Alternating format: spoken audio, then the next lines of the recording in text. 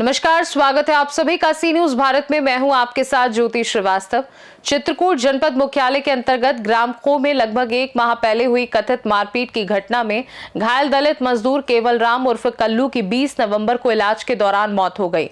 इसके बाद गांव में शोक और आक्रोश का माहौल फैल गया। परिजनों ने आरोप लगाया कि गांव के ही कुछ स्वर्ण परिवारों के लोगों ने 20 अक्टूबर को केवल राम के साथ गंभीर मारपीट कर उसे मरणासन अवस्था में छोड़ दिया था। परिजनों के अनुसार 20 अक्टूबर को केवल राम को गांव के कुछ लोगों ने कथित रूप से बेरहमी से पीटा और उसके बाल तक उखाड़ दिए।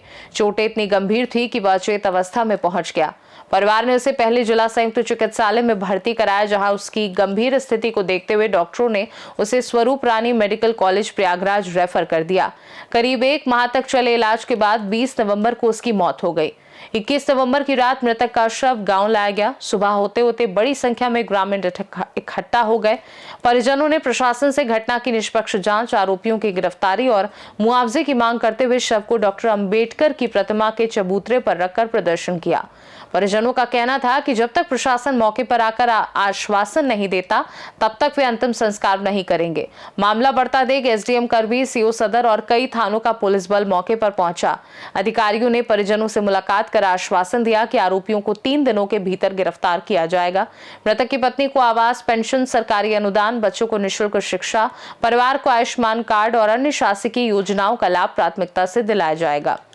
सीओ अरविंद कुमार वर्मा ने भी जनसमूह को संबोधित करते हुए संपूर्ण मामले की जानकारी जिला प्रशासन के संज्ञान में होने तथा सख्त कार्यवाही के निर्देश मिलने की बात कही।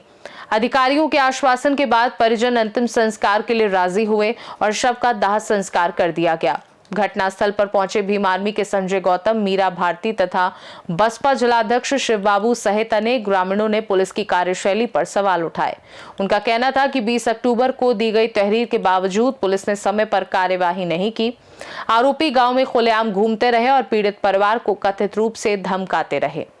मैं संजय सिंह राणा, संस्थापक अध्यक्ष जीत आपकी चलो गाँव के वरिष्ठ पत्रकार और सामाजिक कार्यकर्ता। सर, ये जो घटना हुई है 20 अक्टूबर को रात लगभग 8 साढ़े 8 बजे के बीच की बताई जा रही है। मुझे जानकारी 21 को मिलती है। मैं यहाँ परिजनों के पास हूँ। तो घटना के दौरान पुलिस तो नहीं आ पाई, लेकिन वहाँ पर गए चौकी में। चौकी पे प्रभारी के पास जाने के बाद वहाँ पर ये होता है कि एप्लीकेशन दिया जाता है, लेकिन उसके बाद भी पुलिस नहीं आती है। ये घटना एक नहीं, उस दिन 3 घटनाएँ हुई हैं। और जब मैं यहाँ 21 अक्टूबर को आता हूँ लगभग 11 बजे, मैं पीड़ित को लेके जाते हैं, पीड़ित परिजनों को लेके मैं पहुँचता हूँ चौकी खो। और वहाँ पे जाके फिर ये कहा जाता है, प्रभारी जी जो चौकी प्रभारी राम आधार यादव जी थे, उन्हें कहा कि कोतवाली ले जाइए। मैं पहुँचा तो कोतवाल साहब जो उपेंद्र जी से उस समय वर्तमान में थे, मैं उनसे मिला और तीनों घटनाओं के बारे में बताया। विनय सिंह ठाकुर थे, उनके ऊपर हमला किया गया सुबह 8 बजे, 8-9 बजे भी। फिर दोबारा घटना होती है 5 बजे, जो एक राजकुमार अनुसूचित जाति का व्यक्ति है। और तीसरी वारदात यहाँ 8 साढ़े 8 बजे लगभग होती है, जो कल्लू केवल राम उर्फ कल्लू को यानी बेरहमी से पीटा गया और उसका इलाज के लिए इलाहाबाद ले जाया गया। इसके बाद जो घटना हुई, घटना के बाद भी लगभग 23 तारीख को वही दबंग चालू पांडे हैं और मुकेश पांडे और रोहित तिवारी और मुकेश तिवारी साहब के ये लोग आते हैं। एक उन्हीं का जो बिंदा है, कल्लू का बड़ा भाई, बिंदा के लड़के को दशरथ को गला दबाते हैं, मारते पीटते हैं। उसकी सूचना पुलिस को दी जाती है, तत्काल वहाँ पुलिस पहुँचती भी है। यानी यहाँ पर आते हैं और उसके बाद घेराबंदी की जाती है। उसके बाद से लगातार पुलिस कामबिंग कर रही है। आरोपी फरार है। मोबाइल ट्रेस के जरिए ये सब चीज़ें मिलती रही। मैं खुद इस मामले को बराबर यहाँ रोज 1-2 दिन में 3 दिन में मैं खुद देखता था। रात में आता था 9 बजे, 10 बजे, 11 बजे।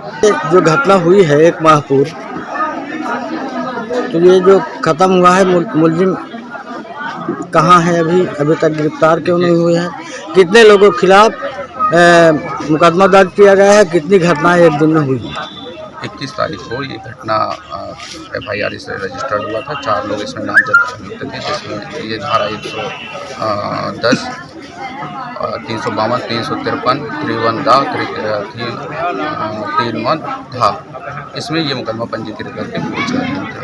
ये जो पीड़ित था यहाँ से रेफर हुआ था और ये SRL में इलाजरत था। इसके दौरान ही, इलाज के दौरान ही इसकी 20 तारीख की इनकी डेथ हुई है। डेथ के बाद यहाँ पे इनका पोस्टमार्टम के बाद बॉडी आई है। परिजनों ने कुछ यहाँ पे डिमांड रखी है, जिसमें अभियुक्तों की गिरफ्तारी, आर्थिक सहायता, इसके अलावा आवास के लिए और आयुष्मान कार्ड और धारा तरमीम करने के लिए। ये सारी बातें इनको बता दी गई हैं। मैं और एसडीएम साहब दोनों लोग यहाँ पे हैं। इस बात पे पूरा परिवार मुतमईन है। हम अभियुक्तों की जल्द से जल्द गिरफ्तारी कर लेंगे। जो नियमानुसार आर्थिक प्रस्ताव है वो पहले प्रेषित की जा चुकी है। जो दूसरी प्रस्ताव है उसको भी हम विलंब प्रेषित करेंगे। एसडीएम साहब से वार्ता हुई है, उन्होंने आयुष्मान कार्ड और जो ये आवास की बात है उसको स्पीड अप करके जल्दी से जल्दी जांच करा करके उसको कराने की बात कही गई है, जिस पे पूरा परिवार मुतमईन है। सर, ये जो आर्थिक सहायता की बात आई है, क्या क्या आर्थिक सहायता दी जाएगी? जो परिवार की तरफ से मांगे रखी गई थी उसमें आवास के लिए था और आयुष्मान कार्ड के लिए था। दोनों के संबंध में जिलाधिकारी महोदय से बात हो रही है। इसके अलावा संबंधित विभागों को भी पत्र जारी किया गया है और त्वरित रूप से जांच कराकर इसमें कार्रवाई की जाएगी। दो बातें और हैं इसमें, जैसे विधवा पेंशन का एक, और एक जो बच्चे हैं उनकी पढ़ाई का, 2 बच्चों के लिए पढ़ाई का भी प्रोविज़न है।